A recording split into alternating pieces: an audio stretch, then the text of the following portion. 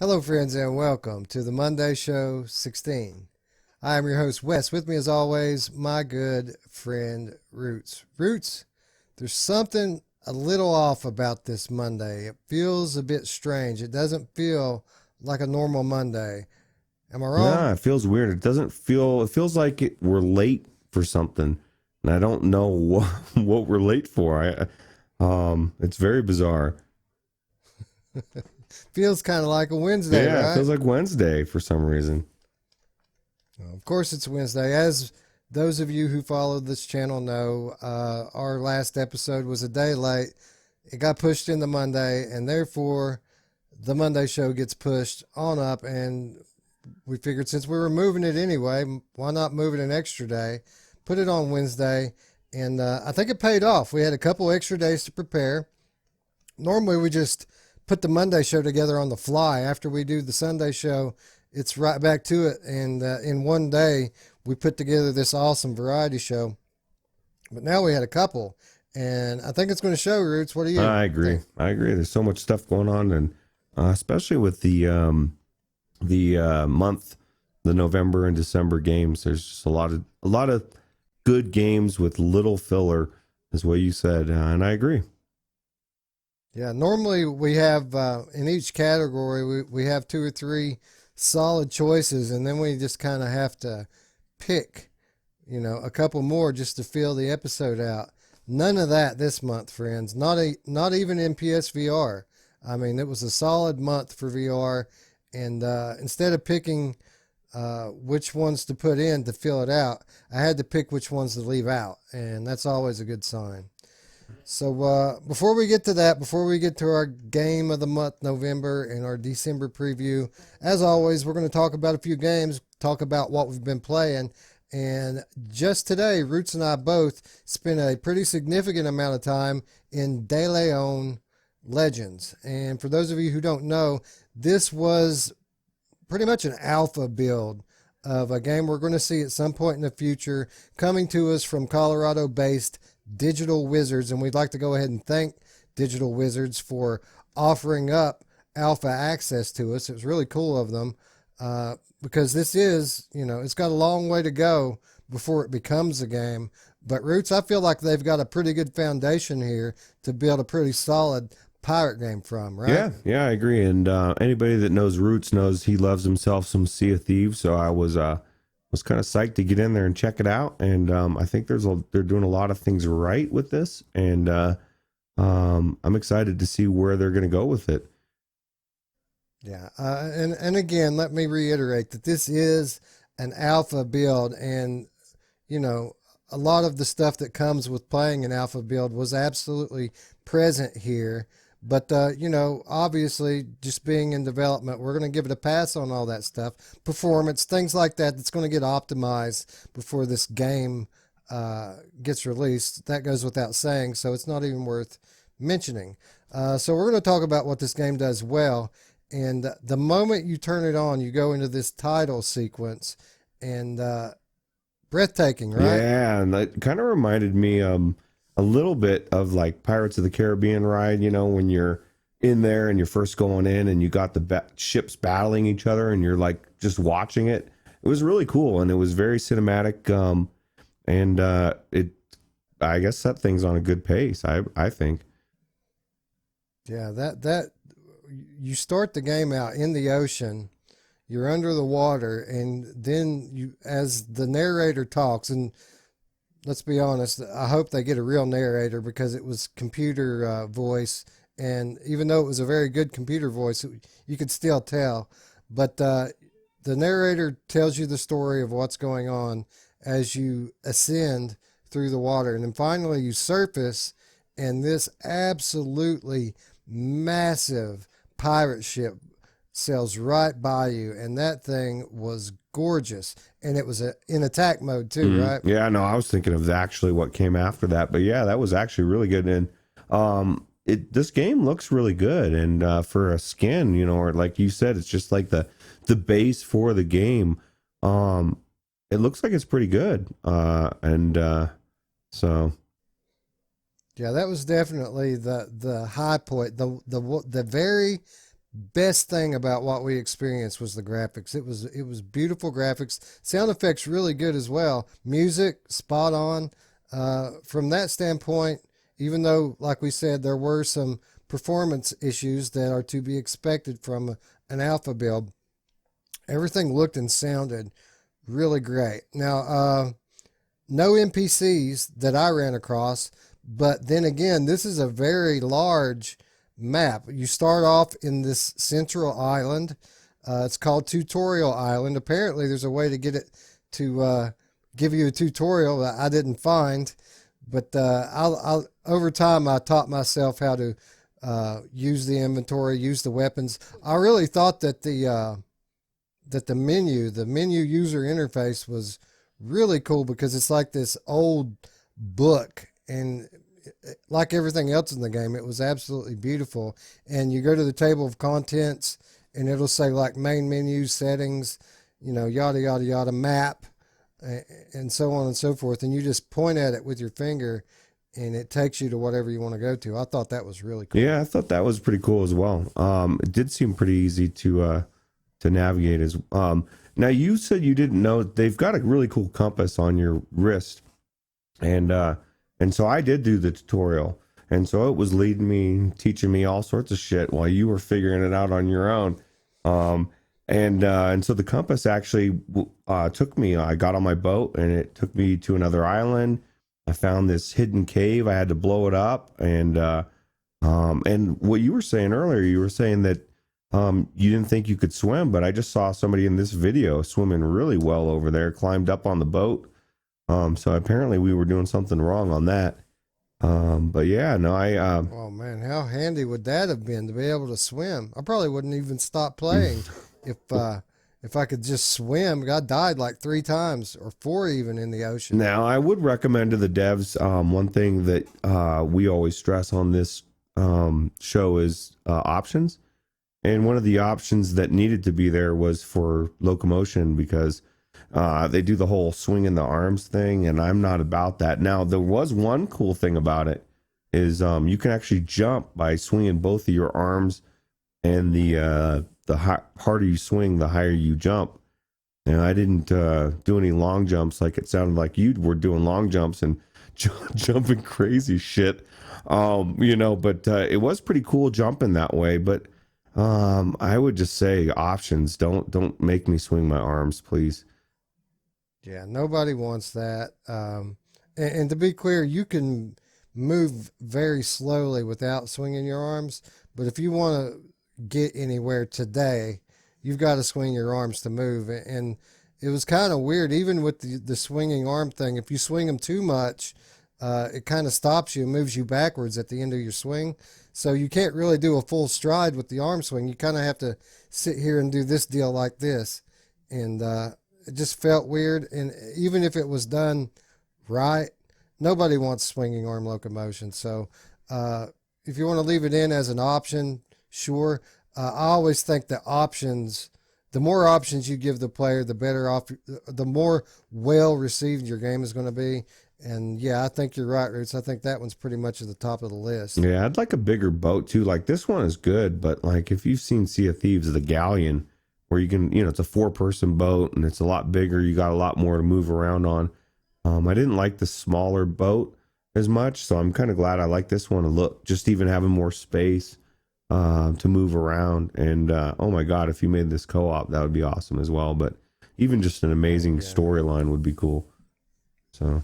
Yeah, who knows where they're going to go with it. It has a lot of potential. Pretty much what we did is we start off on this central island. You find all sorts of weapons and tools on the island. There's a sword, some knives, a couple of pistols, and the pistols were really cool, right? The way that you had to use the pistols is they were muzzle loaders. There was a rifle too, but the way that they work is you have to actually use the trigger and pull it back. And in the game, it pulls the hammer back on the gun. So they're single shot muzzle loaders, and you have to manually pull the hammer back, which I thought was really cool. I did too. I thought that was really cool because it's intuitive, right? As you're pulling back on the joystick, it's like you're pulling back on the hammer, and it just feels right? Yeah, and beautiful gilded weapons too. They had these gold inlays on them, and we already said how beautiful this game looks. The weapons were no different, just absolutely Yeah, I beautiful. hope there's treasure, like, you know, buried treasure, and like with a shovel and digging up the chest. And um, I want Sea of Thieves in VR, so as close as you can make it to that. There's so much good about. I want a legit pirate game, so I'm so excited to see what they can do with this. Yeah, I'm watching this trailer here and seeing a lot of stuff that I didn't find. You know, there were 5 or 6 islands that you can get to in this game, and I went to 2 of them, and one of them really wasn't anything. It was just a small island off to the side. The big island that I went to is the same one that Ruuts went to. So I think there might actually even be a lot more to this than even we experienced, Ruuts. I mean, if this trailer is to be believed, there's a lot more to see than even what we saw. Yeah, yeah. Well, like I said, I got to a point where I blew open a secret cave. I found the stuff in there, and then I couldn't figure out where to go next. And so, but yeah, I really think this game could be pretty good. So Well, see, my problem is you know, I had that small sailboat that they start you with. And the way this game works is you get to explore all these islands. You have a map. Your island is central. There are all these bigger islands around you, and you sail. Um, Now, maybe there's a way to do it, but is there a way to fast travel that you could find Routes where when you were in that sailboat, or did you just literally have to wait the 5 or 10 minutes or whatever it took to get out to that island? no, I mean, I don't think there's a fast travel. And you know, I mean, to be fair, if it's, you know, you probably wouldn't want it. I mean, I don't know if you want to make it that. That's why I would say, moving around the boat, get the boat going. You know, you're able to walk around. You're cooking some fish, or you're playing some music, or who knows, whatever you want to do. Just do everything you want to do. But it did seem like it took a little while to get across the ocean. So See, that was my problem. That's why I quit playing. Is whenever I would get my boat to shore, it would literally go up onto the ground in the front, and then there was no way to push it back into the water that I could, that I could find anyway. And sure, there was that other boat that was 20 feet off the shore, but I couldn't figure out how to swim, so I would try to get to that boat and I just drowned. And then whenever you die, uh, you have to start all over again, all the way back up there, travel over the water, and that takes time. If you start the game over, there's no way to skip that title scene, so you have to go through that whole thing again.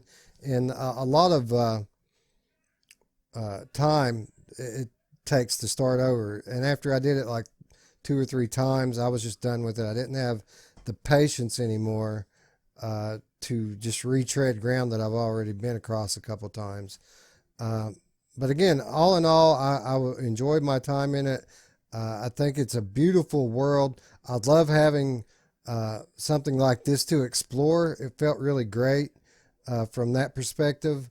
And I think as long as they continue to improve upon it, I think we could have a sleeper next year, right? yeah, yeah, I think this could be really good. I think just I'm just intrigued to see where they're gonna go with it.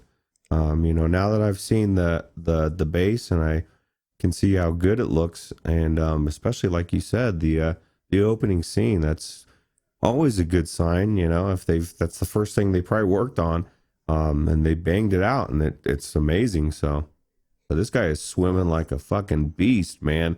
He's making us look like a chump. What the hell? Man, I don't know. I tried everything to learn how to do that. I guess I missed something, huh? Yeah, no, man, he's doing good. He even brought his lantern and everything. That dude is set. So there's that sword. But, Yeah, so the weapons are pretty cool as well. So yeah. Yeah. yeah, I enjoyed the weapons. That cannon was pretty badass. That thing tore up everything I shot with it. Yeah. Yeah, for sure.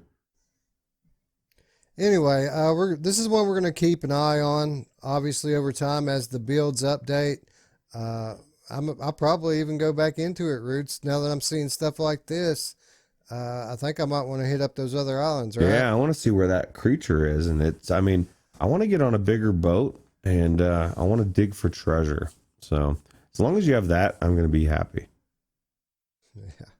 Well, I'm sure that we'll get there over time, even if it isn't possible right now. I'm sure that they're going to get there because obviously these guys at Digital Wizards are pretty Yeah. talented. Two guys. Wow. Two guys. You know how I know that?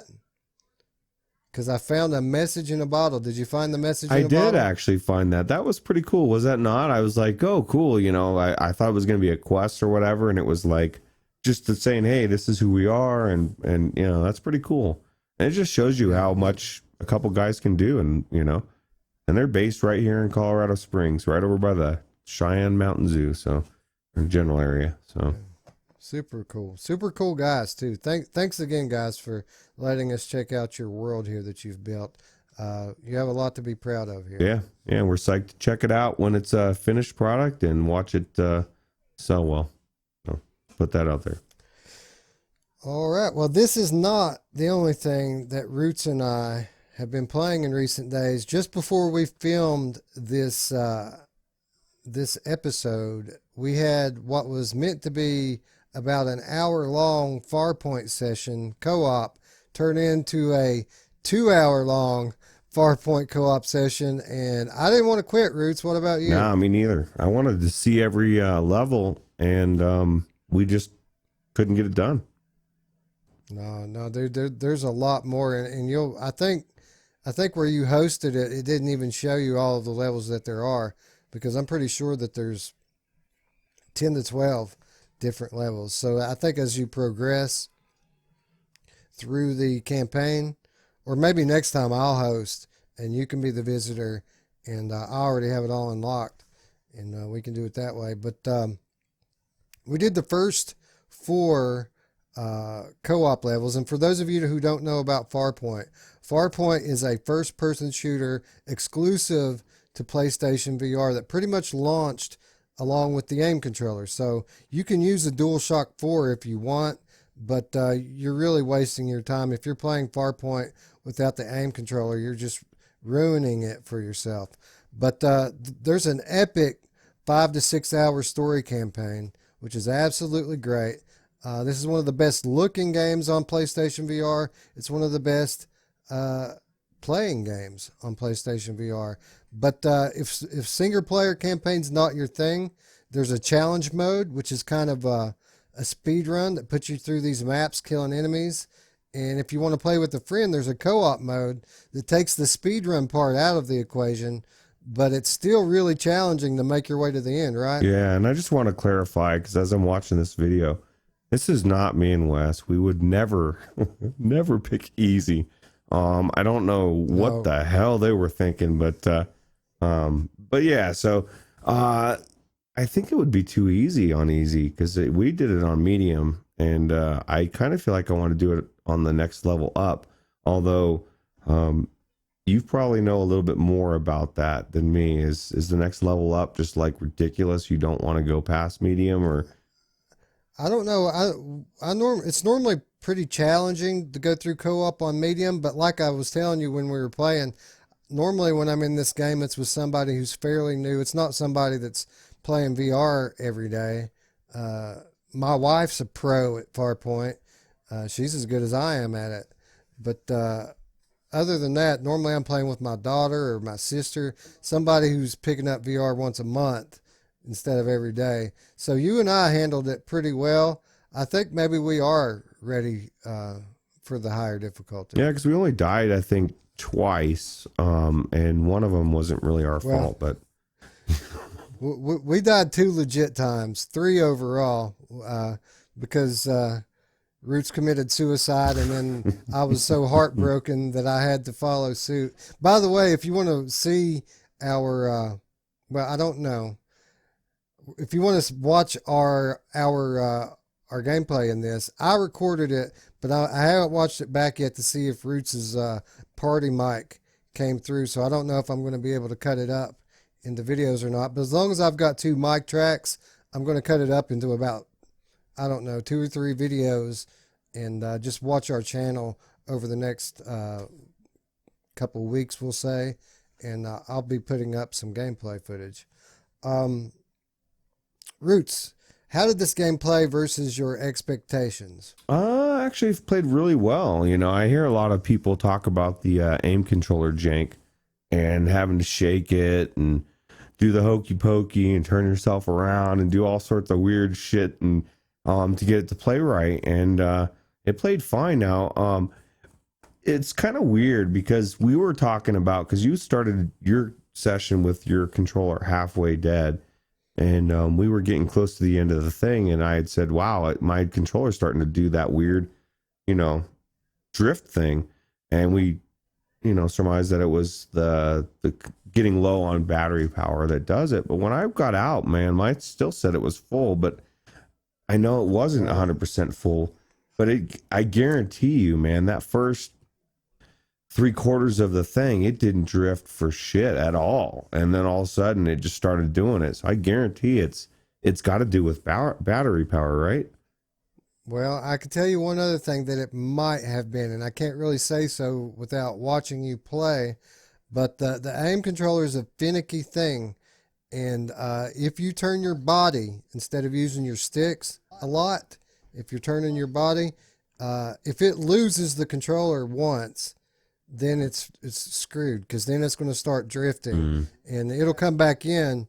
But pretty much you have to, if you want to reset it, you have to turn the controller all the way off and turn it all the way back on. There is a reset in the pause menu that works to some extent, but after you get it out of alignment, then you just pretty much have problems till you finish playing. That's what happened. But that's exactly what happened, because those little spiders are all over the fucking place, and the slee stack guys and shit. I don't have time. I don't have patience to be, you know, like, and I just want to turn my gun, man. Don't penalize me for turning.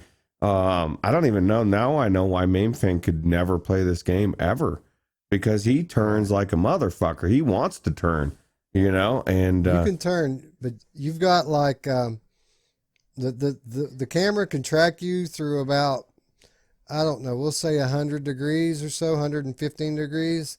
But really, with Farpoint, you want to keep it to about 50 or 60 degrees. Once you turn completely sideways on it, it starts to get real weird. So actually, the best way to play it is at about 15 degrees. It's even better than facing it directly on. If you face it directly on, sometimes your lights line up with the headset and the gun, and it screws it up a little bit.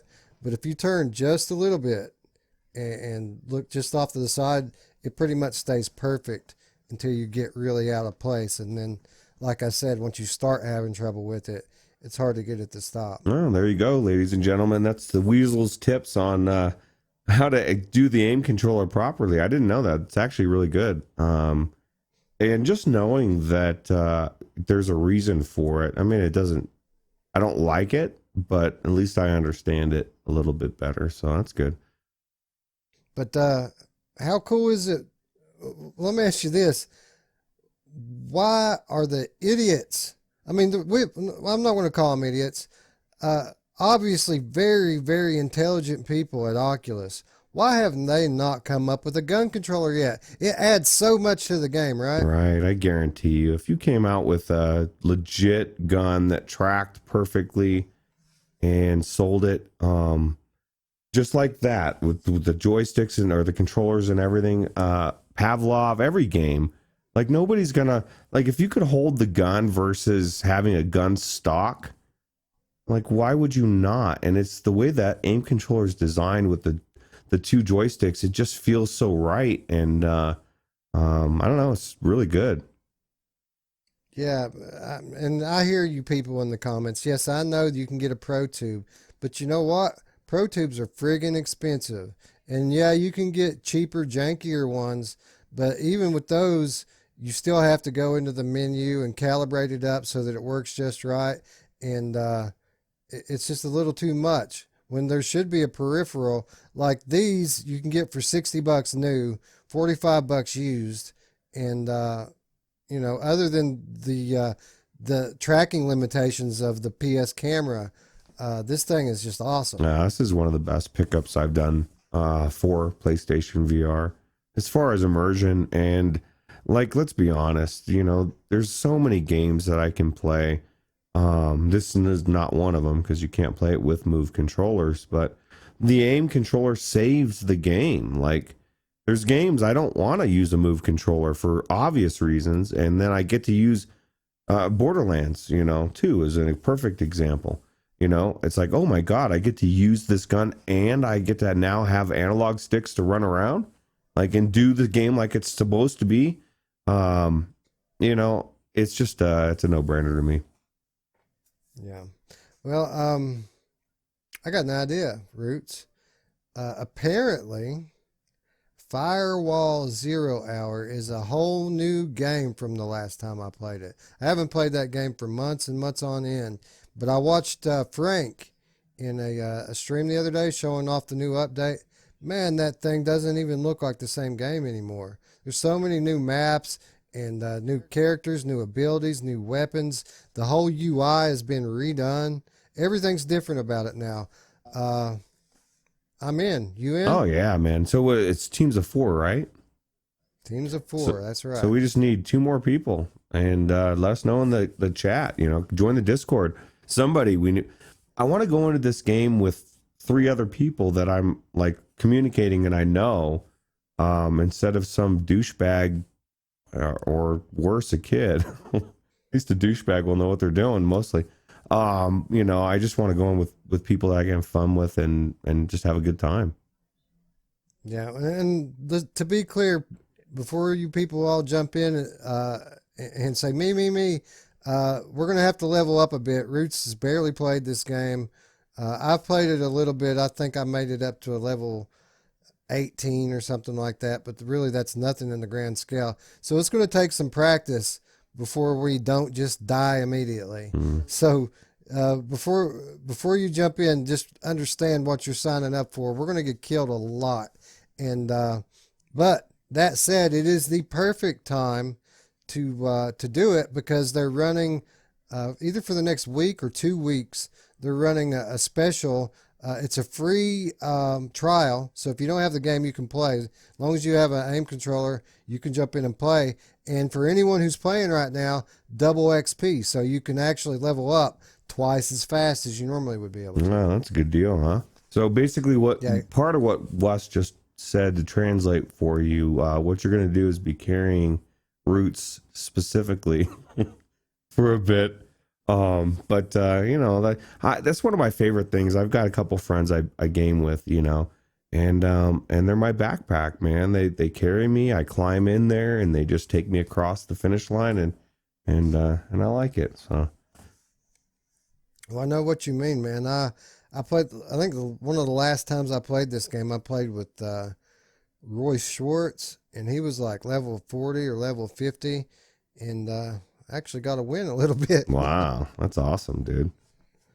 Yeah, but your level, it makes a big difference in this game because you unlock tools, weapons, abilities as you level up, and there's a couple of them that are pretty crucial, that are very big advantages. And I don't know if it's any better now than it was back then, but back then they'll throw a level 10 in with the level 40 and let those guys just slay you mercilessly. And the way that the thing was set up is they get double points for winning. So the rich get richer, you know? Yeah, it's not cool. They probably have a better system of matchmaking, you know? So. Hopefully. You would think so, right? This is what these guys do. They do multiplayer settings with dedicated servers, which I think they're dedicated servers now. I think before they weren't. Well, they might not even. They still might not be. It still might be locally hosted. I know their next game, Solaris, is supposed to have dedicated servers on it, but I'm not quite sure if they ever added that in for Firewall. I know it needed it. Yeah. Well, hopefully.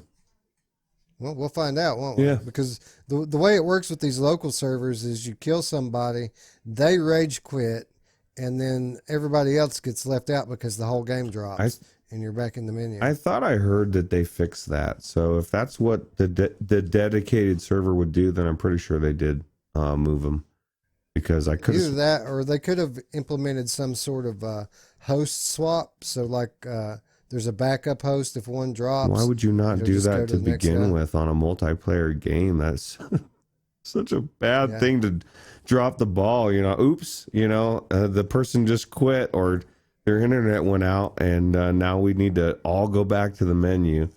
So I'm glad they fixed that. At least I could have sworn I read that they did. So yeah, I think so too. So I guess there's only one way to know for sure, right? Just get in there and check it out, and that's what we're going to be doing.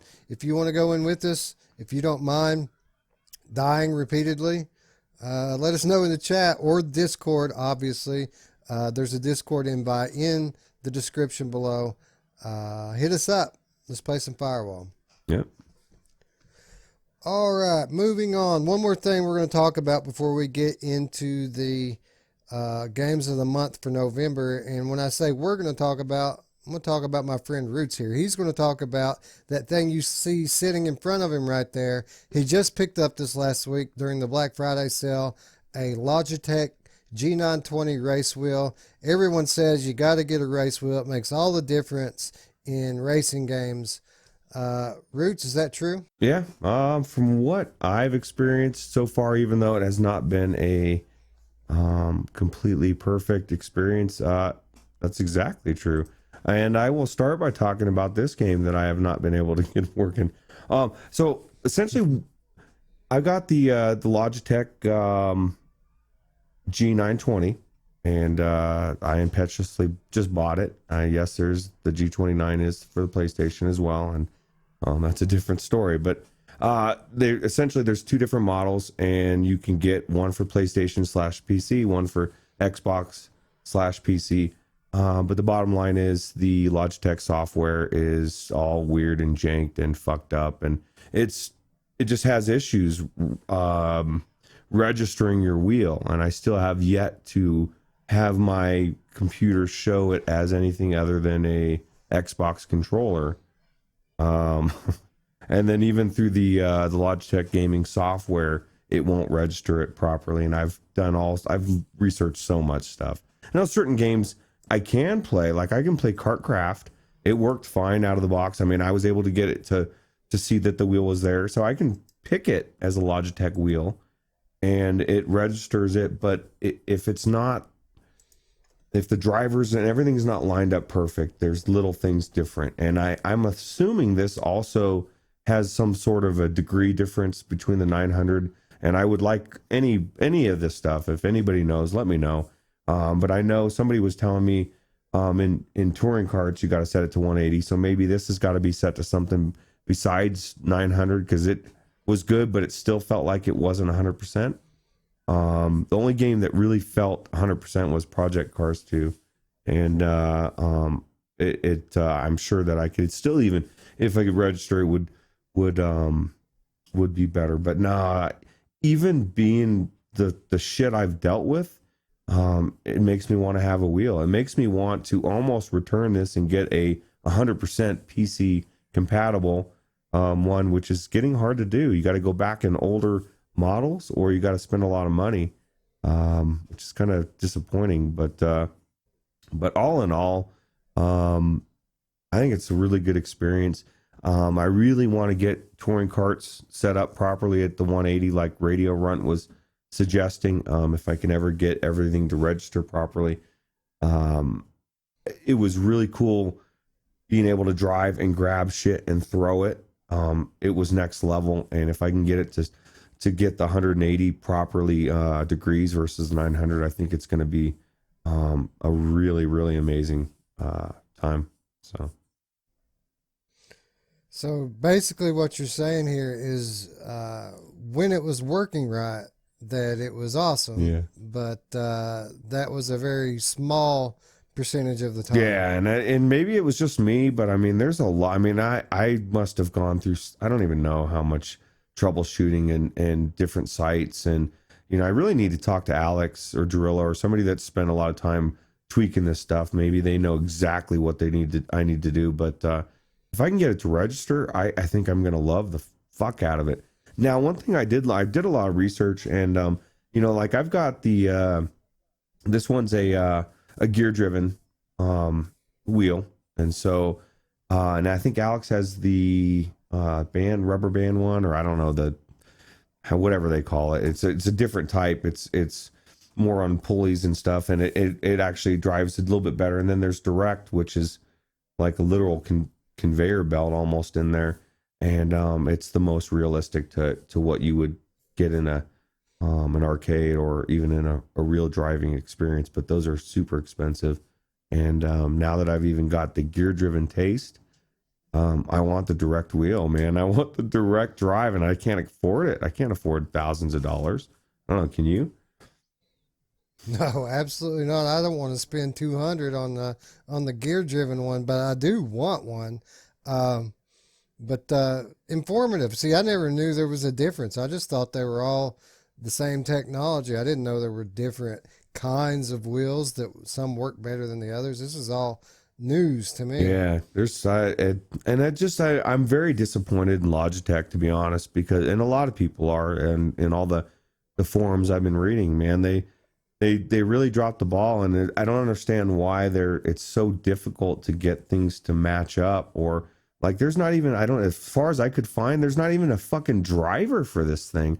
Like I had to go into specific files and right click on them and then get to the install in shit that you wouldn't even know what it is, and if somebody else wasn't saying it, and even that didn't fix my problem. So either one of two things is happening. Either it's a Pimax nightmare, and like you were making the comment, you're like, it sounds like you got a Pimax, because that's one of the things I always bitch about. I'm like, I would never have a Pimax because there's too much troubleshooting. And here I am spending days troubleshooting a fucking wheel. But I screwed myself, dude, because now I want the wheel. I have to make it work, or I have to return this one and buy another Thrustmaster or something. There are ones that are more compatible with PC.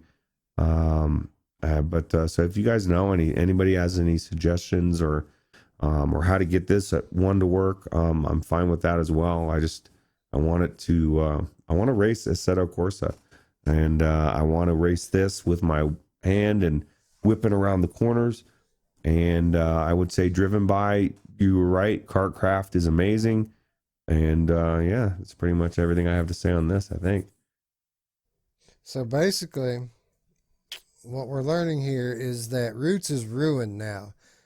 The old Ruuts had no room for jank in his life. But now, just the luxury of being able to play racing games with the wheel, now he's going to deal with it. He has to, because he knows what the prize is, if he can get it to work.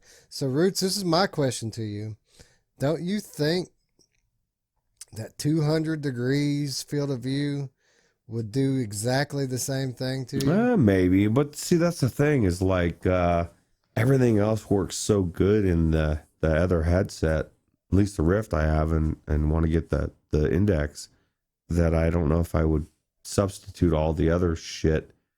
I don't know. Maybe it would be amazing, and I'd be like, man, I'm ruined now. I gotta deal with this Pimax.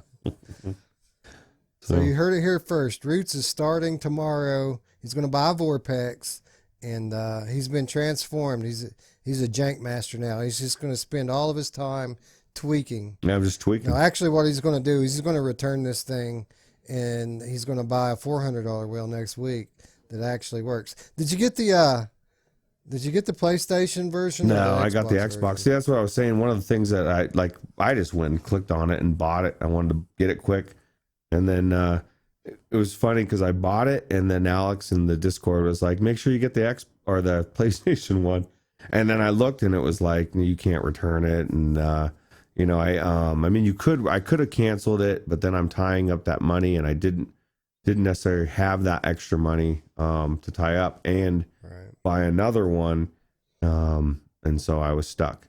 So I said, fuck it. Literally could send it back. I guarantee I could contact them and tell them I wanted a different one, and they would let me return it and get the other one. which is what I plan to do. If I can get the software to work, because it's the same software, it's the exact same wheel, just one works for PlayStation, one works for Xbox. And to be honest, from what I've read, the PlayStation one is a little bit better as far as some of the things that it can do, like just fine tuning things, little things. So I probably would return it and try to return it and get the other one anyway. But so. Well, my thought process with it was, you said that the Windows is recognizing it as just a regular Xbox controller. And, that's what Windows is looking for when you plug any kind of controller in. It's looking for an Xbox controller. So my thinking is maybe if you get the one that's meant for PlayStation slash PC, that maybe it might eliminate that problem, that it may actually work a little bit better because it's not an Xbox thing. It might be, but I mean, it might register as a PlayStation controller, and I'll be looking at, because there's no drivers for it, at least initially. It's very bizarre. I've never seen anything like this to where it's, I don't know. I'm still frustrated. I want to smash this thing, but I need to drive with it, so I can't. So. Yeah, well, I'm glad that someone, had to make the sacrifice of learning about this thing, because obviously it's probably the one I would have ended up buying if I ever get one. Obviously the one that goes on sale is the one I'm going to go for. But now, building upon your experience, I'll probably get a Thrustmaster or something else. Yeah, and they say that that's the next step up. Your gear's like the lowest as far as the way it feels. And it's not that it's bad, it's just like I was telling you when I first started driving, like it wants to do this the whole time, as you're driving, you're doing corners and stuff. And I've never driven a car that did that ever, with my steering wheel. Maybe if I'm hitting a lot of bumps, but that's how they get you to feel the thing. But it's not, it's different. And then the next step up, that's not gear, feels a little bit more natural. And then the direct, which is out of most people's range, is the closest to actual. And they say that competitively, it's actually an advantage. It's almost like cheating, because your car is just, the steering is that good. I shouldn't have watched the video I watched, Wes. It really fucked me over, dude, because now I really want that direct wheel. So, but maybe somebody will make a cheaper version and do a Kickstarter or something. yeah, they're working on one actually. It came out a couple years ago, and I think the top tier was like $650, $700 or something, and it's gained 500,000 so far. Other than that, I don't know more about it, and I can't even tell you what it is. But I guarantee if you look it up, you can find it. So that's your homework. Man, so these racing guys will put the money down, won't they, to build their rigs up? All these jacked up seats with tension belts and all this crap. It's a money pit, right? And that's one of the things I will tell you too, is this thing moves a lot. My desk is somewhat unstable, not the best. I actually had to re-tighten the bolts and stuff, or the screws, because it was shaking so much. And it made me want to get at least the bare minimum what Alex has, one of those chairs that you can fold up, not really because of the space, but because they're cheaper. And I'm actually about a week away from my bedroom becoming a complete, it's going to be just for filming and VR. I'll be sleeping somewhere in a different room. Yeah, so I'll have more space. So I think I will. I want to get a rig. I want to have this thing bolted to something. I want to have my feet bolted to something, because even though this thing is designed to not slide, sometimes it wants to slide. And I want the full experience, and probably gonna be fucking doing seatbelt shit, and I don't even know, man. I think Alex fucked me over. He deliberately sent me down this road, and he's laughing right now. So, but I appreciate it though. Thanks. It was good. Ruuts got that the bug. that first hit of heroin. The first one's always free, but now you're hooked. Yeah. And it's going to destroy your life. Yeah. All right. So that's going to wrap up our games segment. Move us into our topic of the week. Our topic of the week, as it is at the end of every month, beginning of the next month, we're going to look back at what a month, Ruuts. November 2019. Has there ever been such a month? No, not for VR for sure. It's definitely been like you were saying earlier. No fillers. It's all legitimate good games that came out. And it's good. I was just making the point that, a year from now, 2 years from now, there will be no filler, or at least not on our show. It'll all be as we get to more and more advanced games in AAA, it's just going to be one after another. I mean, we're already starting to see it, and we're not there, but I can see it. So yeah, the bar has been raised, and looking into the very near future, it seems like it's going to just continue in that direction. The bar is going to continue to be raised, at least through the next year, as far as we can see. Yep.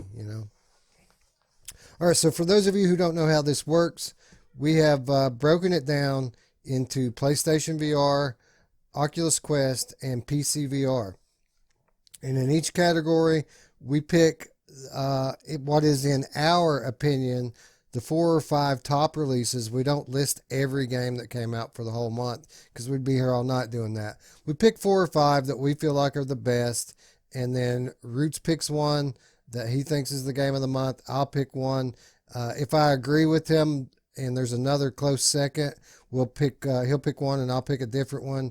And then at the end of the year, and it's approaching fast, we're going to have our the 2019 show. It's going to be our last Monday show of the year, where we're going to give out not only the Game of the Year awards, which is going to come from the games we pick every month. We're going to compile those and pick out which one in each category is the Game of the Year. But we're also going to have other genre picks for best games in genres, or what we've been asking from you, the community, is to come into our Discord and give us some ideas for some really off-the-wall genres. And Ruuts, some of these ideas people are coming up with are pretty good, right? Yeah, I was blown away, actually. We have people joining the Discord and just laying down 10 things here, like they've been thinking about it for a month.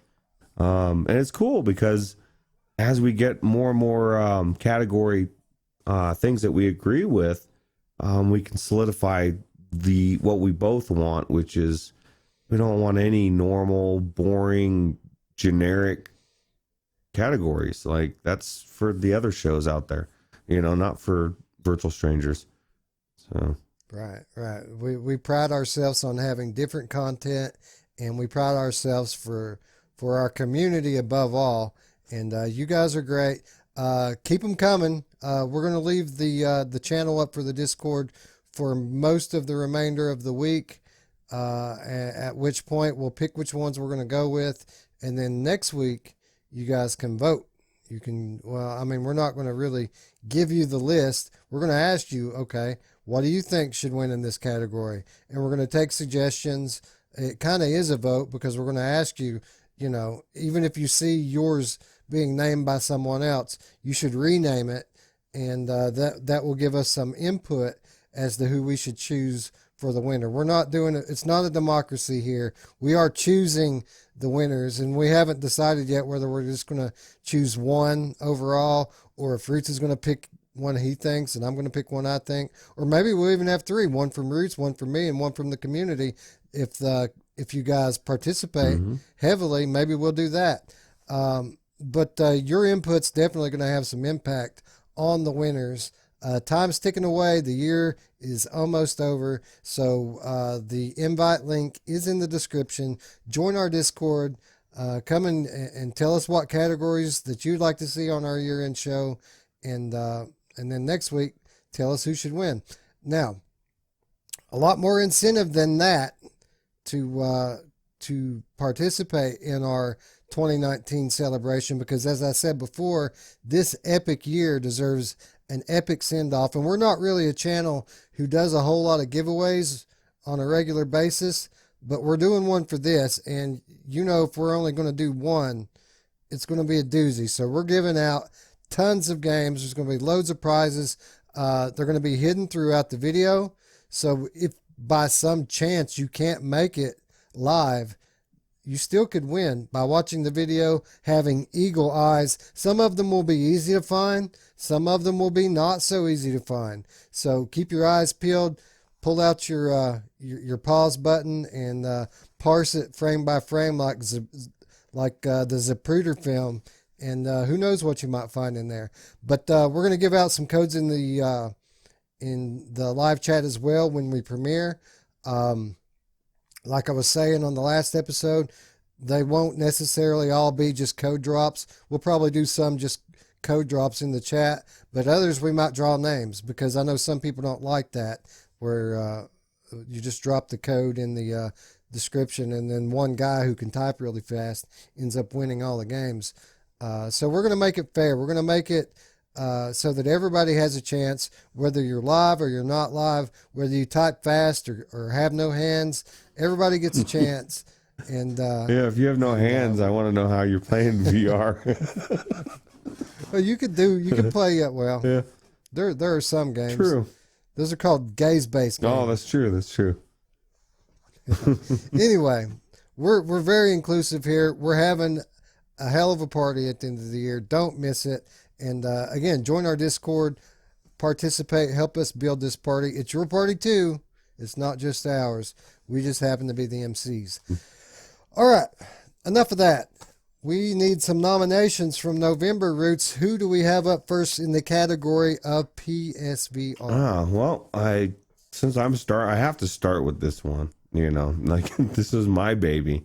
Just came to PlayStation VR. Huge. I'm surprised this hasn't came to PlayStation VR before now. And that is Audica. And what better game can you imagine for a? I mean, one of the things that we know for most rhythm games, that's where they've all got started, right? Is on consoles, Guitar Hero, all of those games. So.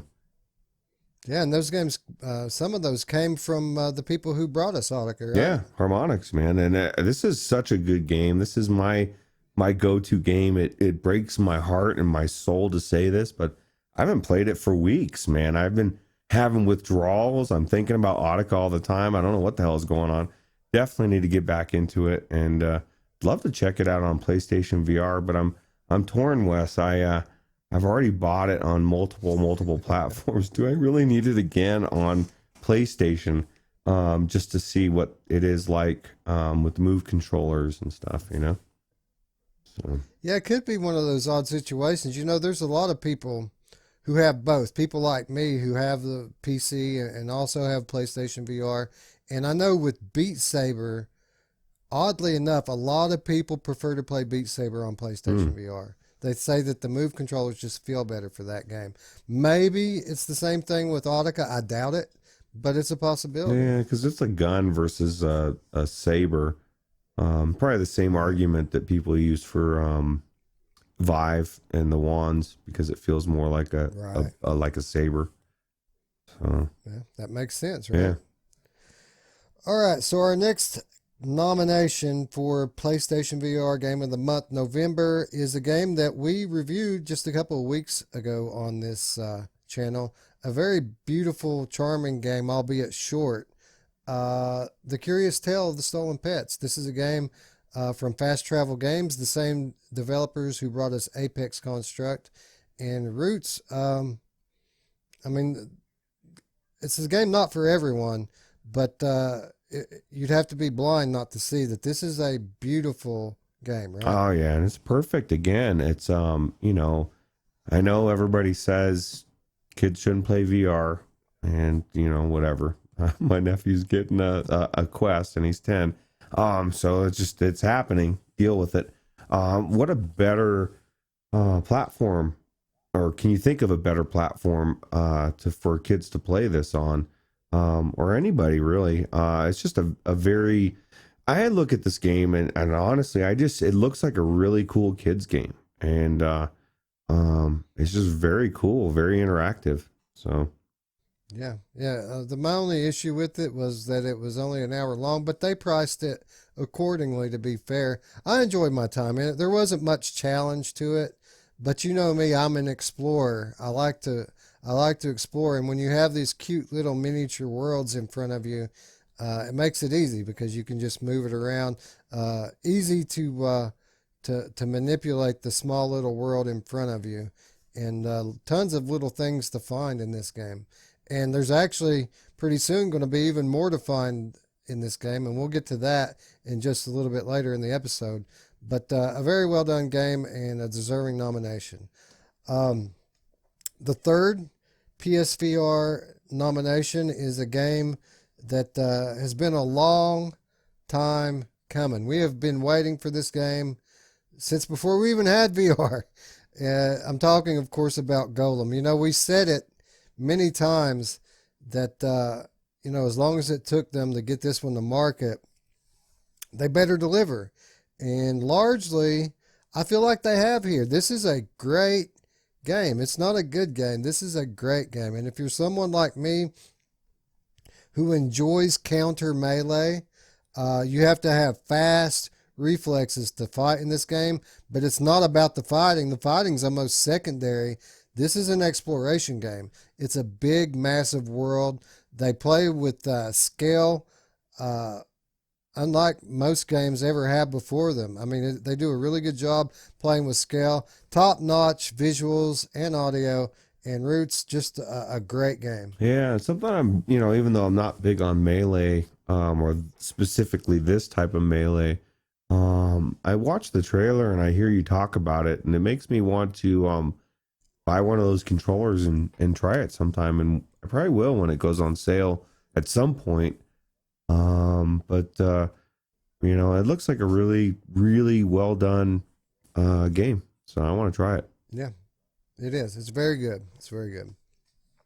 All right, Roots, what is our number 4 PSVR nomination? All right, number 4 is a game that we actually, I think we just talked about it not too long ago as well, and that is Contagion VR. And what an amazing game to come again to this platform. They don't have too many. I mean, they've got the Sunshine, and they don't have too many zombie games. That's good.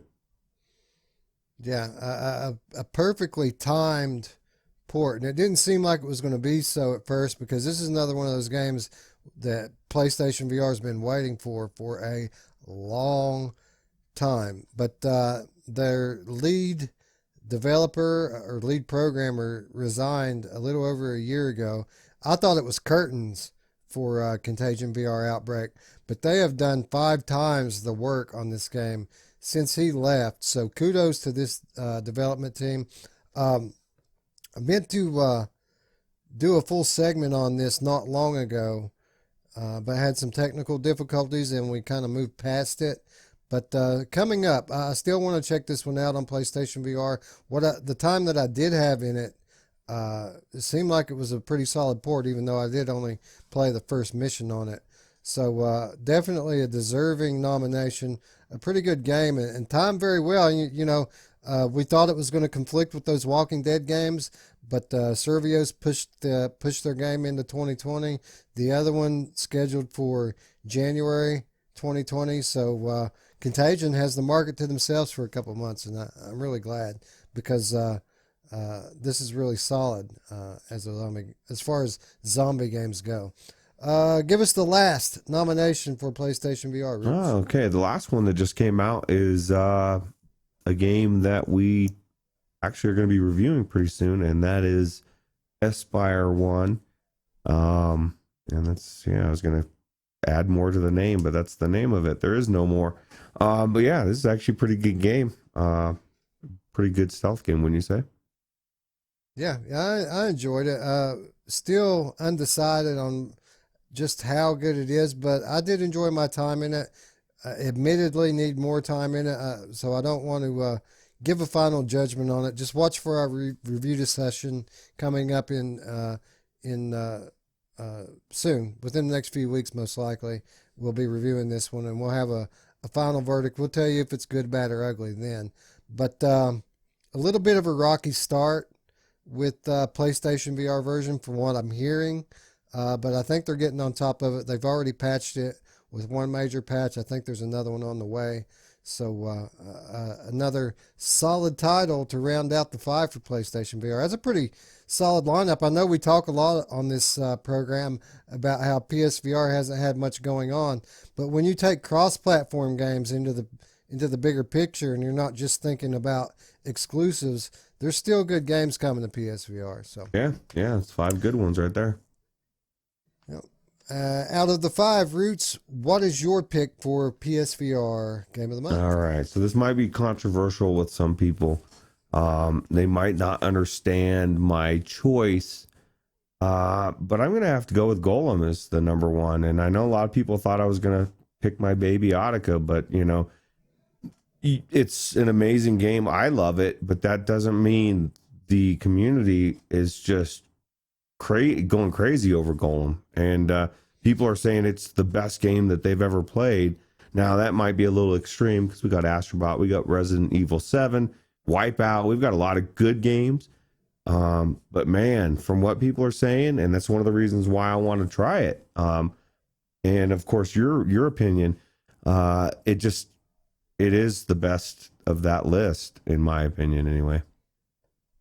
Yeah, I agree. Yeah, it kind of threw me for a loop there too. I almost had you pinned in for Audica there, but yeah, for those of you who don't know, just because we haven't played a game, don't mean that we won't pick it for Game of the Month. When we're looking at Game of the Month, we're looking at a combination of things. Not only how much fun did we have playing it, but what other people are saying as well. That means just as much, if not more so, than our personal opinions. And Golem absolutely would have been my pick. It was going to be my pick after you picked Audica. So if we have to pick another one, you know,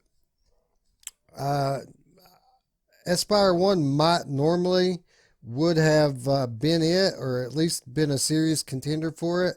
But with all of the trouble that they've had on the PlayStation platform, I really can't pick it as a Game of the Month for PSVR. I guess I would have to take Audica. Audica is an awesome game, better than Beat Saber in my opinion, and probably the best pure rhythm game that I've played. Not the best rhythm game overall. Obviously, I like Pistol Whip better. It's more my cup of tea.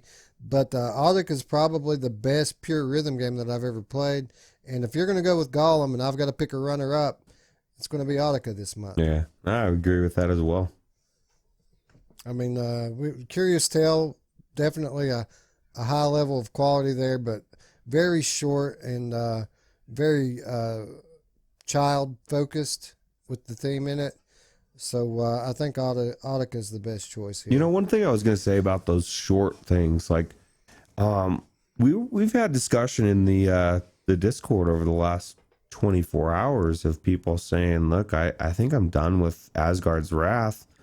It's too long, or it's just the melee is too much. And there's a place for short experiences. There's a place for short games. They just need to be priced accordingly. I don't want to play every game like that's going to be 20, 30, 40 hours long. That to me is too much, man. Asgard's Wrath is quite a bit to chew on, man. The first 3 or 4 heroes, and you're like, man, this game is still going, and that's great. It's just I'll finish it a year from now. So I just think I love shorter experiences as long as I'm not overpaying for them. I totally agree. And I think that when you're talking about whether something's worth buying or not, I have no problem with buying and playing shorter experiences. But when we're getting into talking about what's the game of the month, kind of hard to pick an hour title as the game of the month. Mm-hmm.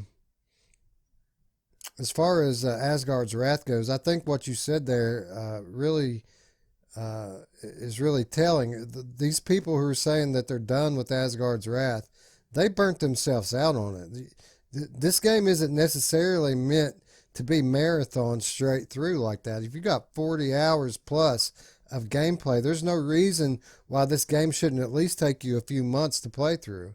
I mean, who wants to play the same thing every day? I don't know. Some people really feel like they've got to finish it. They're driven. They got a race. It's a race. Yeah, it's a race within a Yeah. race. Yeah. Anyway, to each their own. If that's how you want to play it, fine. But you know, I might never see the end of that game. You know what I mean? It's so long, but I guarantee you, I won't ever get sick of it. Yeah, no, especially if I mean, you got 30 more hours to go, probably, right? So Yeah, probably more than that. To be honest, ever since Stormlands came out, I forgot about forgot about Asgard's Wrath. yeah, it's kind of one of the things that's happened, right? And it's every time something comes out, even Pistol Whip got forgotten, and that's Pistol Whip, man. Yeah, Pistol Whip made people forget about Asgard's Wrath, and then Stormlands made people forget about Pistol Whip. Yeah, so I think the next one will be the Saints and Sinners. Will make everybody forget about everything, even your job. You're gonna lose your job, and then you're gonna have no power to run your VR. So, All right, so let's move on to Oculus Quest games. And I'll just go ahead and throw out the first one there because it's something that we've already talked about for PSVR, and that is The Curious Tale of the Stolen Pets. Not a whole lot more to add here, just an awesome experience. I can say firsthand that it translates almost perfectly into the Oculus Quest. I played it on both. There's not a whole lot of difference, just a quality title. Ruuts, what is the second nominee for Oculus second Quest? one was so huge that Stormland made everybody forget it came out, and that is Vader Immortal. And it is huge. Don't get me wrong. It's not that it's not huge, but man, it just shows you that sometimes something as big as Star Wars in VR can be overshadowed by such a big release. And it was just crazy how we've literally remembered it like almost 10 o'clock at night. Oh shit, we haven't even downloaded that yet. So, right.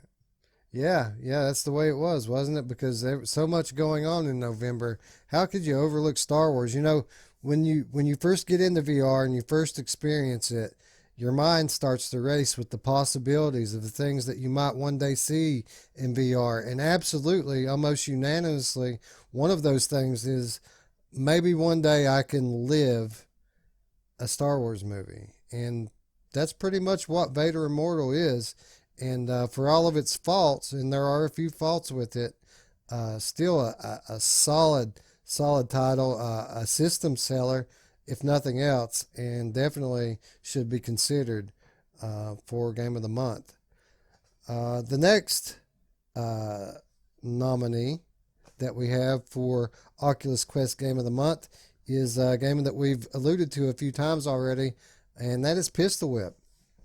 You know, this game, we always talk about how if you're going to do a rhythm game, you need to make it your own. And that's exactly what Cloudhead Games did here. They made one of the most addictive shooters that I've ever played and one of the most fun rhythm games that I've ever played. yeah, Right? yeah, this game is amazing. And I've never seen more people chatting about a game community wise. Like, it's one of those games that, if you love leaderboards like Mamefan and or even you, really, you're a leaderboard fanatic on the right games. You got to be at the top, and you get driven, right? And you just want I look at I see Gerillo up there, and I see Driven By crushing everybody. I mean, getting number 2 in the world on one song or something.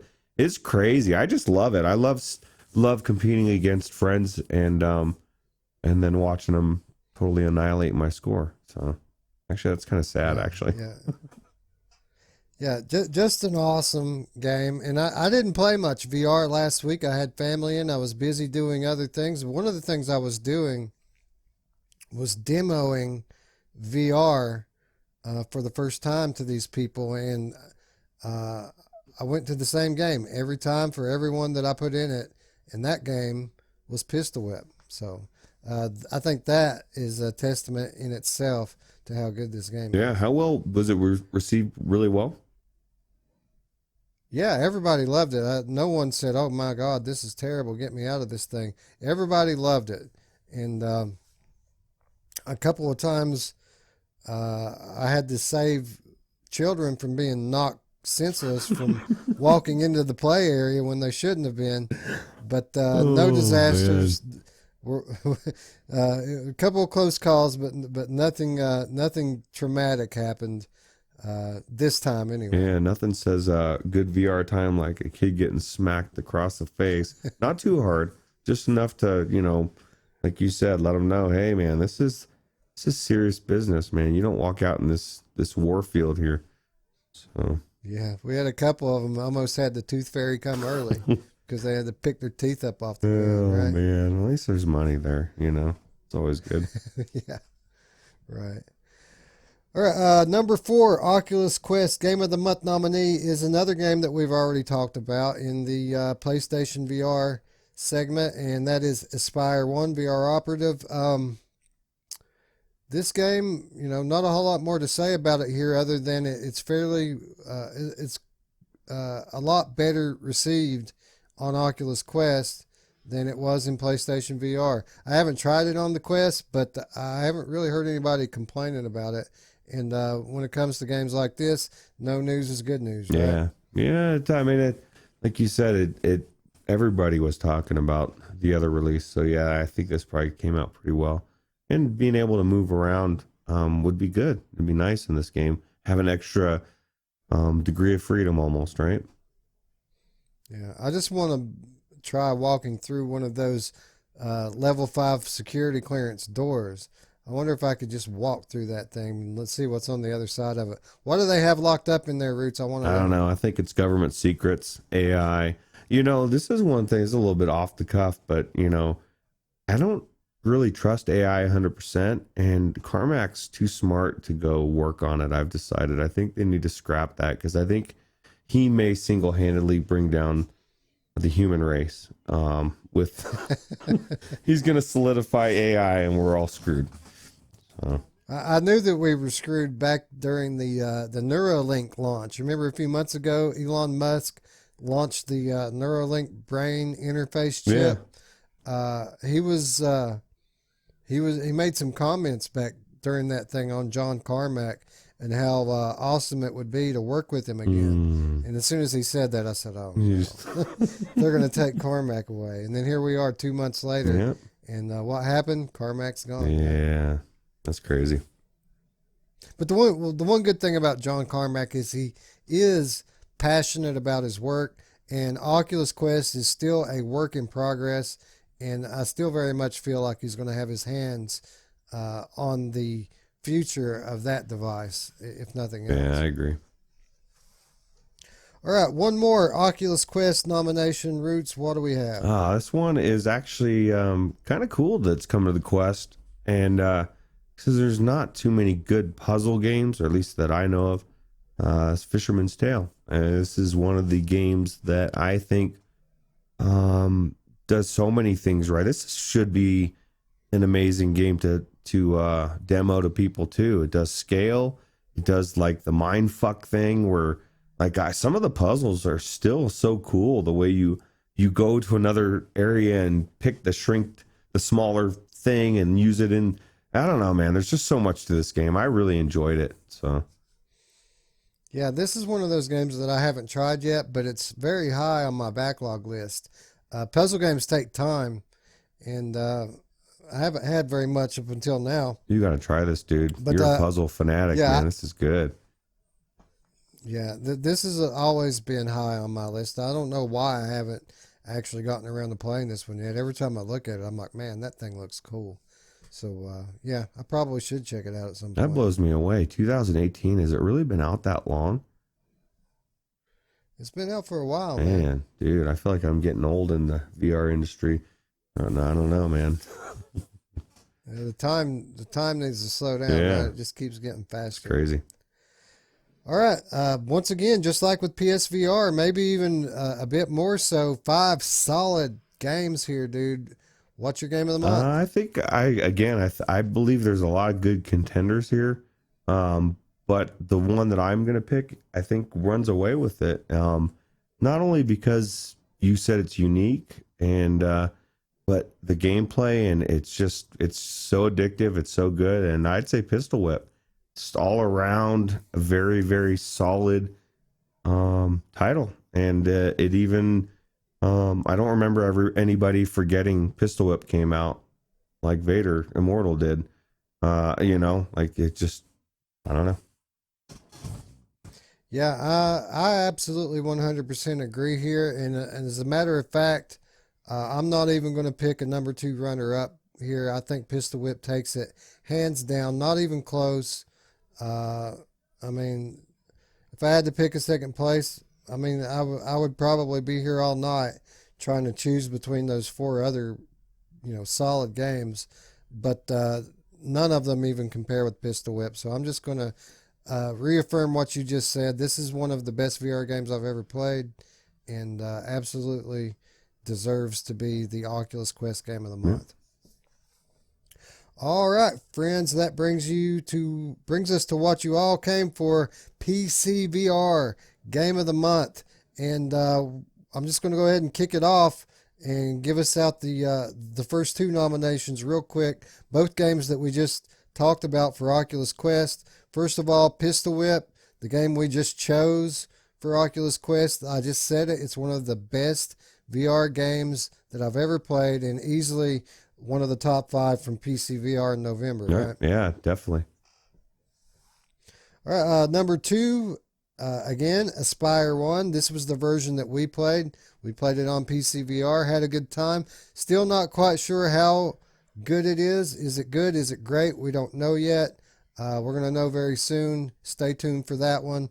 But I can say unequivocally one of the top 5 PC VR releases of the month. Ruuts, give us number 3. Number 3 is actually a game that we refer to as the Stormland effect. I guess it really was the Asgard effect, but this is pretty much the same thing, right? Stormland effect, games that come out that just change everything. And yeah, that's number 3. Yeah, we just call it the Asgard's effect. It's because that's when we pretty much walked into this new era. Asgard's Wrath introduced us to AAA VR games as we know them now. Asgard's Wrath raised the bar, and even when we're talking about Stormland or Pistol Whip or any other game, we still call it the Asgard's effect because that basically is when it took effect, is when Asgard's Wrath came out. But yeah, Stormland, again, one of the best games I've ever played, maybe the best game I've ever played. We're going to have a tough time picking a game of the year this year, right? Yeah, I thought it was going to be easy after Asgard's Wrath. I thought, okay, hands down. And we thought, okay, we better play this down. You know, you don't want to tip your card so early. And now it's like, fuck, man, they're just one good game after another. And, I would submit gameplay. This game is more satisfying to me than Asgard's Wrath. That game has more polish in the quests and the way it looks and companion in so many ways. But as far as how it feels, I can't think of a game in VR that I've enjoyed more than this one. So yeah, 2019's so good that I can honestly say that there's probably 5 games at least that you could call game of the year, and really you couldn't really argue with it. Yeah, I would agree. All right, next, another one that I'll just go ahead and just run off the last 2 here because both games that we talked about previously for Oculus Quest. Vader Immortal Episode 3. Again, Star Wars in real life. Darth Vader standing right in front of you. You get to use the Force. You get to use a lightsaber. Where else but VR can you do that, Rich? No, nowhere. And you get to use the Force to grab a blaster and blast stormtroopers and deal with an annoying robot lady that I can't stand. But I don't know, man. Jar Jar Binks 2.0. That's what I say. Yeah, for real. No, I like the character, but I don't think maybe Maya Rudolph might not be the best choice to play a Star Wars droid. It's supposed to be a robot, bro. Yeah. It's supposed to be a robot. Yeah. All right, and number 5, rounding it out. We've said it twice already. We're going to say it again. The Curious Tale of the Stolen Pets. Absolutely a solid title. Again, not for everybody. Not the longest thing in the world. But if you like exploring a miniaturized fairy tale world, this is the game for you. All right, Ruuts. I would say that it's an easy choice, but it's not an easy choice this month, bro. What do you got? What's the game of the month for PCVR? For PCVR, man, it's really comes down to two, and as much as I enjoy Pistol Whip, I think Stormland runs away with it for me anyway. Just because it's just every time I play it, it gets better. And there's so many ways you can play it, and just what we were talking about in the Discord today. Drillo was saying he got some tips to upgrade the mobility, the streamlining and the jumping or the boosting and all the stuff to make you move right off the bat, to make your moving around. I mean, there's just a lot of different ways you can build your build, and every week it's changing, so you have a whole different opportunity to change and try different things. And I think it's brilliant, and I really love this game. Yeah, we just said it last week, how relieving it was to us that we did find out that Sony does own this IP and that we may get it on PlayStation VR in the future, because what that means for PC VR right now is that they're going to continue to work on it. They're going to continue to patch it, make it better. And just today or yesterday, we saw the first evidence of that with a patch that not only improved the gameplay, but improved the performance as well, from what I'm hearing. Yeah, and they improved the AI as well, as making it more intelligent and more. I just think it's cool. It's only been a week, or has it been 2 weeks now? Man, time is flying. That this has came out, and they're already adding stuff, changing stuff, fixing stuff. A lot of games would fix the bugs, but they're not going to improve the AI. Like, to me, that's a huge step. That it shows that they're listening to the community, and it made me want to go back in immediately. Yeah, I totally agree. I'm having more fun with Stormland right now than anything else that I'm playing. But that said, 2 weeks does not a great game make. And I got to honestly wonder, a year from now, which game are we going to be playing more? Are we going to be playing Stormland still?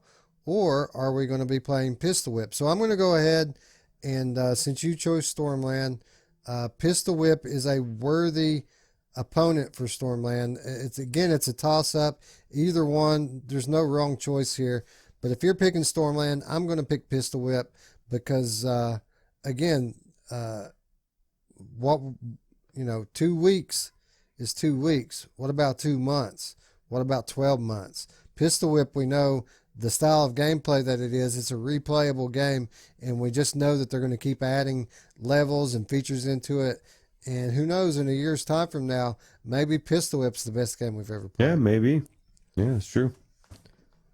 So there you have it, folks. That's our games of the month for December. I'm going to go ahead and give an honorable mention to I Expect You to Die, who put out the Death Engine DLC in November. Haven't got a chance to try it out yet, but this is a very solid game, and this is the final chapter of it. We're going to get the ending in the Death Engine DLC, and it was a free DLC, came out during November, and I think that's at least worth mentioning. Yep. All right, so what did we say? An awesome November, right? And it keeps ramping up. We had an awesome August, an awesome September, a really awesome October, and then November, even better than that. Ruuts, we got another solid month ahead of us here in December, right? Yeah, we got a lot of stuff coming out, actually. Yeah, so we're going to run down this a little bit quicker than we did our games of the month. Again, just like with the games of the month, we didn't list everything that's coming out. These are just the ones, the best of the ones that we know about. And again, as we always say when we do these, there's going to be stuff come out that we don't even know about yet. There's always surprise releases, and I promise you, when we come back here at the beginning of January and look back at December, there's going to be games on our list that are not on our preview list right now. It happens every month, and this month's going to be no different.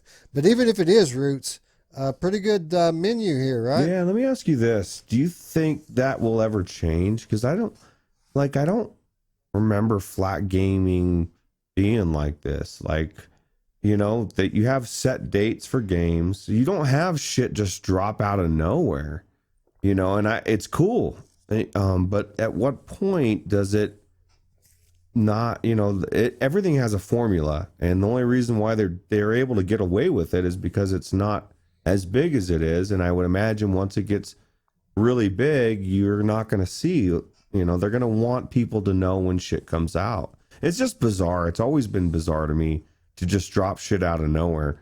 And I'm sure there's some marketing genius reason for it. And we like it, but there's also a reason why more companies don't do it mainstream. So yeah, I think that we are going to start to see that taper off as VR becomes a more mature platform. I feel like as games like Stormlands, Asgard's Wrath, and Pistol Whip come out and continue to raise the bar, you're going to start to see some of the lower end independent developers fall off the map. And when that happens, a lot of this surprise release stuff is going to go away. And furthermore, I think the reasoning, or one of the main reasons behind doing it, is they're trying to control hype, because in the early days of VR, we had people get super hyped for games and get overhyped for them. And then by the time the game comes out, it's a bit of a letdown and people end up giving it unfair criticism. But as I said, as we get these more Stormlands, Asgard's Wrath, Half-Life Alyx type games, as people become content and happy with the level of quality that we have in VR, then people are going to stop getting so hyped for games. And then when people stop getting so hyped for these mid-level games, people are going to feel a lot more comfortable about telling us about them. Yeah, I agree. Makes good sense. So I think we'll see less of that in 2020, and within the next 2 or 3 years, it's probably going to be pretty on par with flat games. At least that's what I think. Yeah. All right, so before we start talking about the different platforms, I do want to make a mention of a few DLC that we know that are coming this month, just because there's a lot of it. There's a lot of solid DLC coming out in December. First of all, we have the Angry Birds Isle of Pigs level editor, and this just took... The arc for this game is very interesting, Ruuts. I thought it was an okay, solid game when it came out. They updated it with the spooky levels, which we haven't even got all the spooky levels yet. We've only got half of those. And I thought the spooky levels made it a very good game.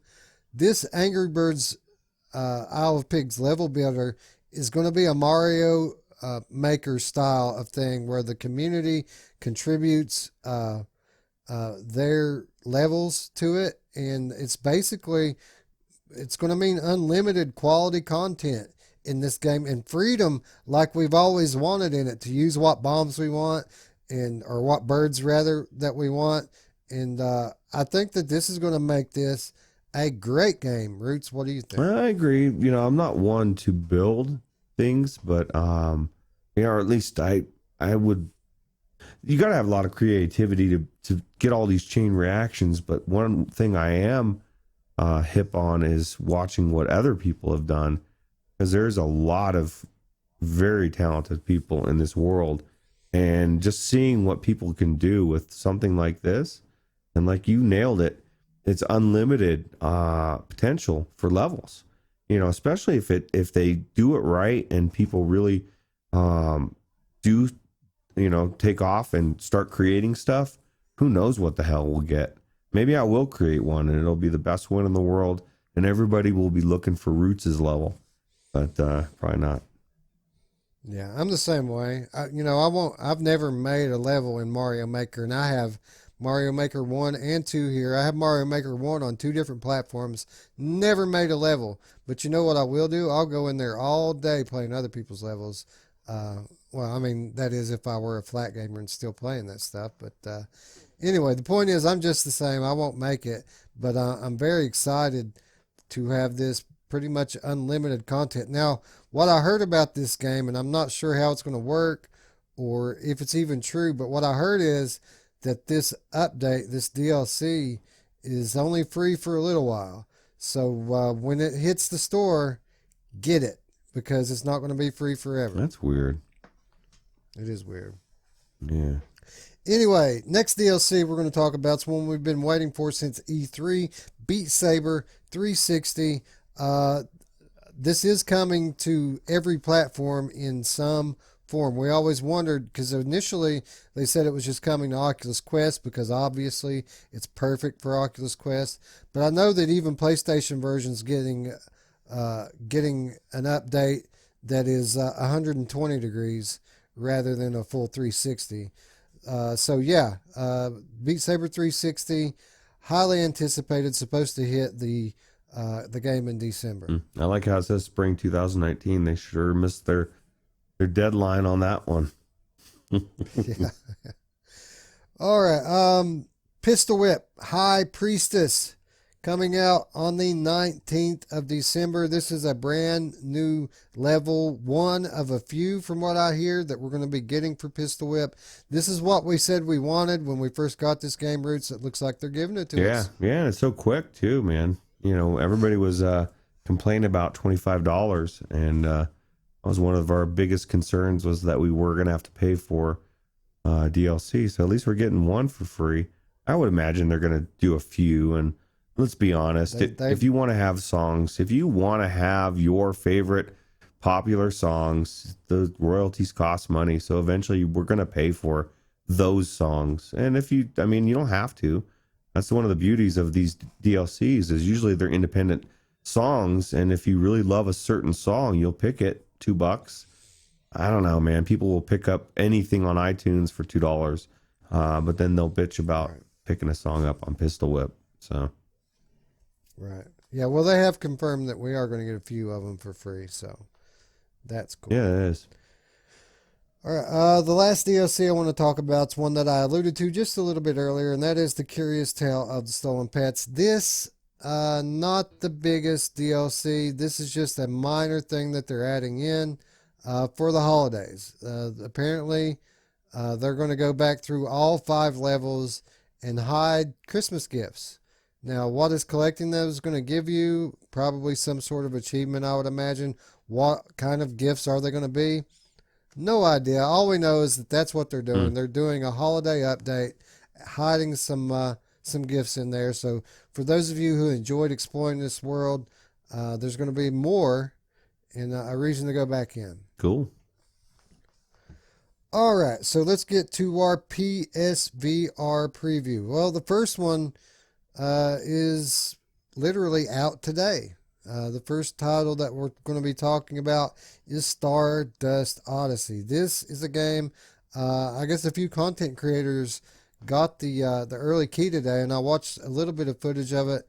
A beautiful game from what I can tell. Looks stunning in the PSVR. Fun gameplay, supposed to be great co-op, but a little bit repetitive, I think, is what the word is on this one. Yeah, that's what it looked like to me, is that it was going to be, after a while, would get old, and I don't know. I mean, every game can get repetitive, but I guess the co-op would be more about how much fun it is playing with that person, right? That's what the people are saying, that the real value in this game is co-op gameplay, and that it's absolutely stunning from a production standpoint. Oh, cool. What's the number 2 PSVR release in December? Number 2 is Fuji, and it comes out to what? No, December 10th. That's right. Yeah, this one actually looks pretty cool. Looks like it looks weird, but man, it looks very real, like the plants and stuff, right? Yeah, this is just a trailer, dude. Okay. The game don't look like this. All right. Well, Uh, let me see what this game looks like. I can't remember what it looks like, right? So I guess you're. I know you get into plant stuff, or you're dealing with like a garden or something. yeah, it's like a cosmic garden. It's more of an experience really than a game. I mean, there's some interactivity to it, but it's more of if you're one of these people who has taken so many drugs that you feel each individual blade of grass has a soul, you're gonna love Fuji because this world is full of plant life and it's really trippy and it's all around you and basically more of a trippy experience in the game, but it looks beautiful. Yeah, it looks really cool. You know, that was one of the things I was thinking about. Just Nog, you know, and just all the things going on, the 3D and stuff, and VR is such a great platform to see weird, bizarre things happening. And this actually looks really trippy, like you said. I really didn't didn't really think I wanted to play this game, but it looks really cool actually. A lot better than I Yeah. remember for some reason. Well, that's the power of VR, and we've said it a lot on here. Even games that you would not touch with a 10-foot pole on a flat screen can be, amazing in VR. And I think this could be one of those games. Yeah, yeah, and it's named after an apple, so you can't go wrong, right? So Right. It's like my second or third favorite Apple, yeah, too, that's a bro. good one. All right, go ahead and give us the next PSVR The title as next well. one is I was just talking about this today, and as soon as I can get my 180 degrees goodness down, I'm going to be enjoying the hell out of this with my wheel. But this is coming out for PlayStation VR, and this is Touring Carts. It's what December 12th. Yep, that's right. This is huge for VR. I mean, this whenever you think of platforming again, you think of Mario Kart. This is the closest thing to Mario Kart in VR at the moment. And like I said, man, driving that wheel and you seeing your hand. And that's kind of cool thing too. I was thinking, all these people I'm playing against when I get it right, they're going to see my hand moving around and they're going to know I'm not slumming it like the rest of these fuckers with my controller. I got my free hand. I can grab shit and I can throw it at you. So Yeah, total, a load of fun this game. Like Mario Kart, there's lots of power ups and weapons that you can use. And, we've said it since day one. We need a good kart racer in VR. And then Ivanovich Games comes to the rescue with touring carts, and it's a good pickup for the PlayStation VR platform. yeah, absolutely. All right, and speaking of awesome racing games, Mini Motor Racing X is supposed to be out in December this month. We don't have a date for it, but they said it would be out in December, or they said it would be out this year, I guess is what I should say. And that leaves December. So if we're going to get it this year, then it has to be coming out soon. And this looks cool to me, Roots. This looks like RC Pro-Am to me. And I absolutely loved RC Pro-Am back in the day. And it's one of these games that looks like it would be good out of VR. It looks like it'll be good in VR. It just looks fun. Yeah, and don't let it fool you. A lot of people, and this is the big misconception back in the day, as a third person, man, this isn't going to be good. Tell you what, watching these type of races, like in was it Blaze Rush or whatever, where you're above the racetrack and you're watching it's fucking fun, man. I can imagine you add weapons and who knows what, and of course multiplayer. This is going to be a really amazing game to play in VR.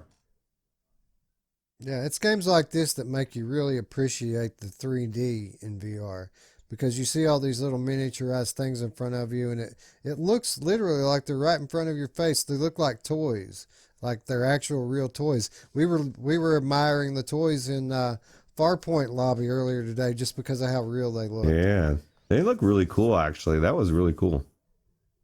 Yeah. All right, so that's going to wrap up PSVR. We move on to Oculus Quest, and the first title that we're going to talk about for Oculus Quest is actually already out. It came out yesterday, and that's The Climb. And I was actually quite delighted when I woke up today and checked my email and got a copy of The Climb for Oculus Quest. So, as awesome as this game is, according to everyone, I'm going to know soon because I'm going to experience it for the first time on Oculus Quest. And the great thing about the climb on Oculus Quest, is as amazing as everyone says that it is, and pretty much everyone's saying that it's absolutely amazing in the Quest. It's cross-buy, so I didn't only just get a Quest version of it, I also got it on the Oculus Store. And for those of you who've been waiting for it to go on sale because it's so expensive, I'm pretty sure it just took a permanent price cut down to $30 as well. Yeah, which is still $30 is still still a good amount of money, but this game is definitely if you like climbing, and even if you just, I don't know, man, visually this thing is so stunning, gives you that good sense of height. And like I've said before, man, I didn't think I was affected by it at all until I realized I was gripping my controllers really tight because I didn't want to fall. Even though it wasn't a fear of falling, it was just I didn't want to fall. So it sounds like a fear of falling. But yeah, it's definitely a good game. Definitely a good pickup for the Quest. Yeah, talked to Paradise Decay today. Watched him do a playthrough for a level or two on this thing, and he said he was surprised that he thought it would be good. He didn't think it would be as good as it is. So we might actually have another Red Matter on our hands here. One of those things where people say, "Wow, how did they do that?" Well, that'll be another good sample, man. Like sense of height is also another thing that people are really blown away in VR, good and bad.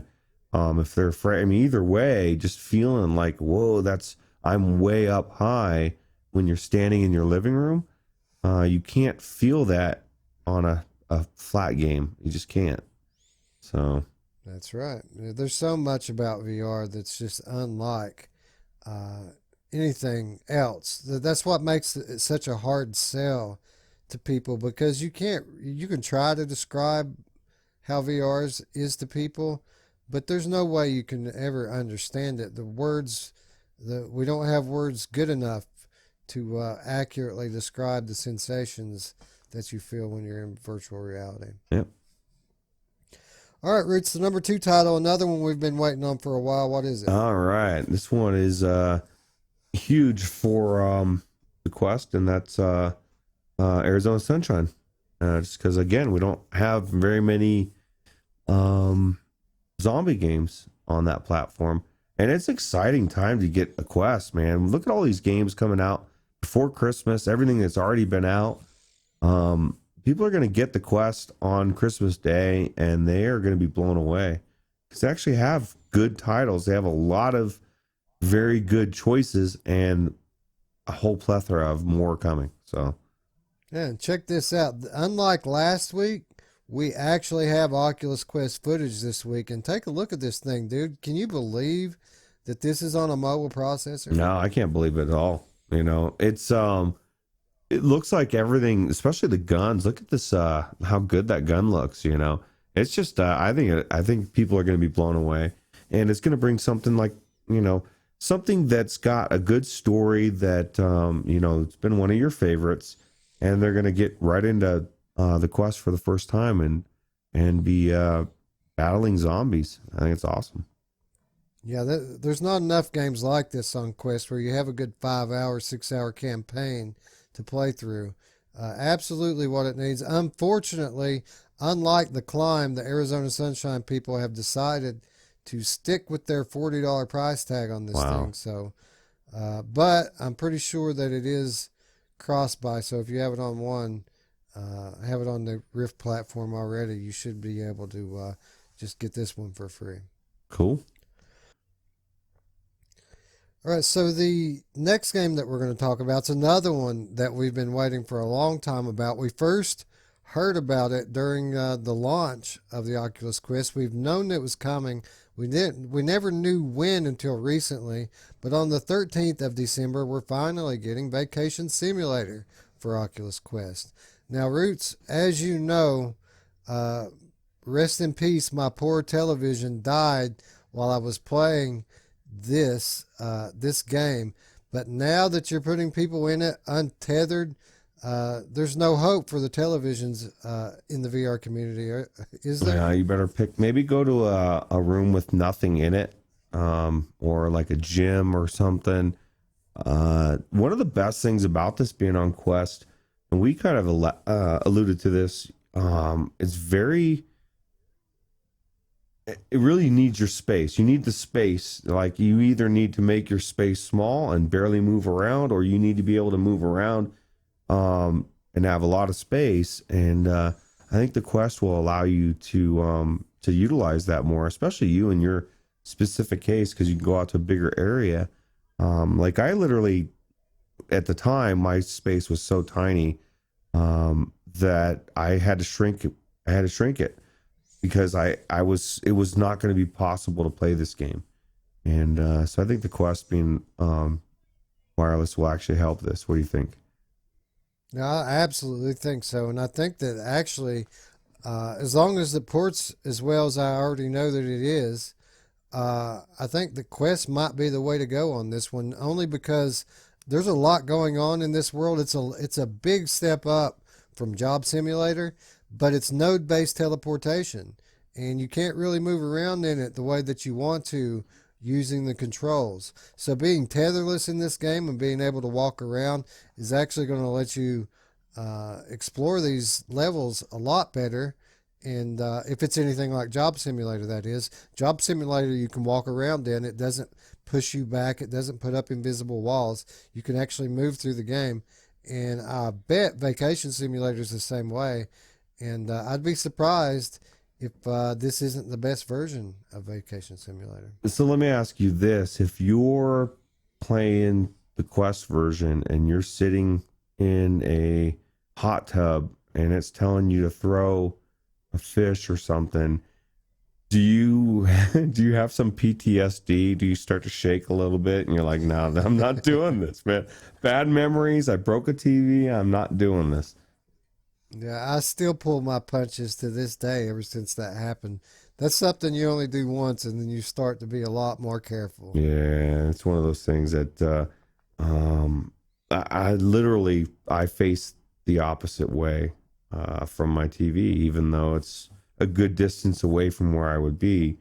I'd rather hit my wall, which I've done a couple times. Thank God, not with, that's one of the things about the touch controller that people don't realize. When you're holding this touch, your hand is going to hit first. My hand is hit pretty hard. I'd rather that than my controller break. So Yeah, the old CV1, it had knuckle protectors on it, but not anymore. no, If anything breaks, it's going to be your hand. yeah, that's right. Well, at least you won't have to buy another controller. It's expensive, man.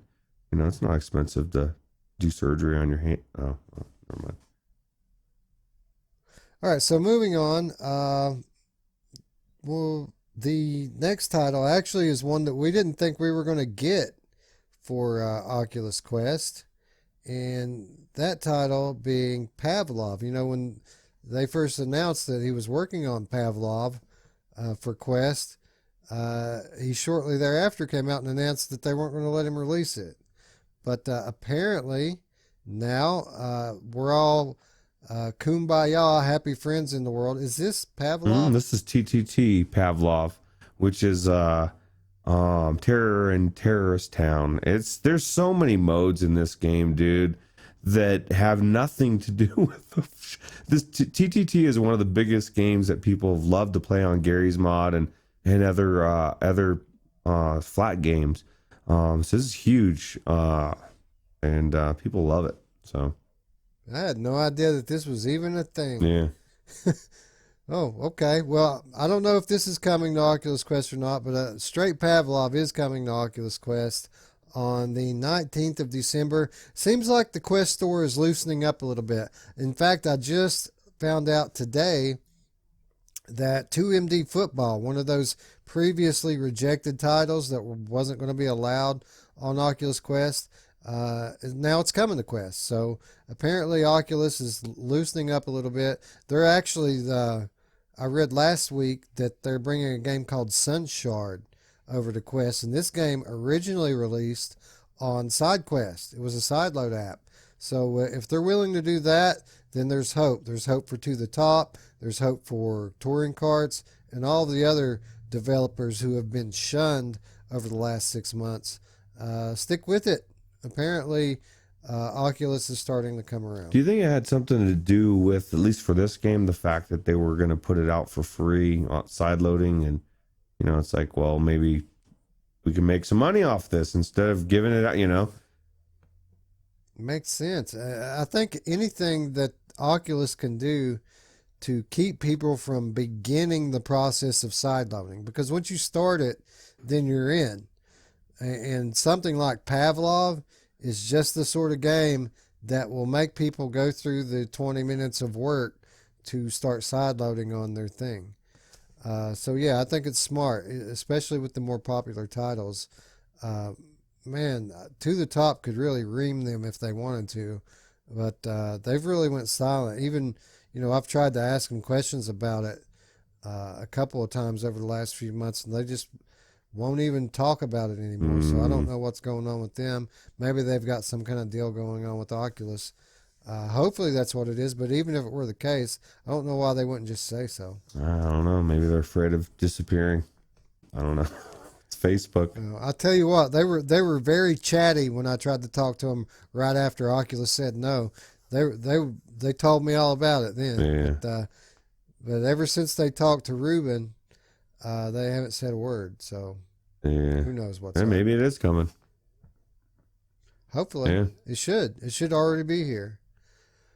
Because we talk about Asgard's effect, right, and how some of these indie games won't survive.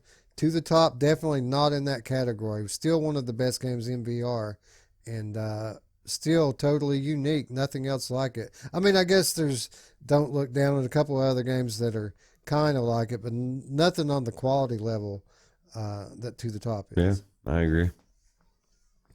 All right, one more Oculus Quest game. Ruuts, what is it? The next one we have is Radial G Proteus. Now it comes out on Christmas Day, right?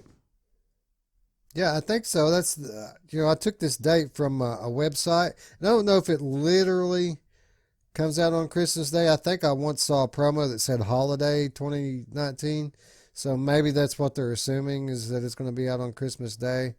But that's the date that I read, so I went ahead and put it down on here.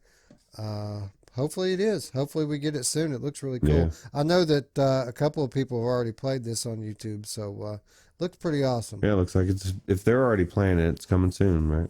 So That's right.